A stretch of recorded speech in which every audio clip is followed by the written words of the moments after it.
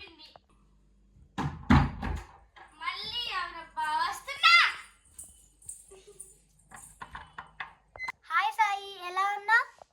Hi Yashu, నేను బాగున్నాను. నువ్వు ఎలా ఉన్నావు? హాయ్ సాయి, నేను బాగున్నాను. నేను లోపలికి రావచ్చా? హాయ్ యశు, లోపలికి రా.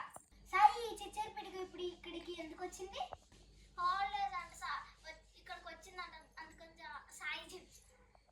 ఇది సరే, రాత్రి అయింది కదా, రాలేదు నిద్రపోదాం. ఏ సాయి, యశు ఏది? యశు యశు సాయి ఏంది? అక్క అని పిల్లలేవా?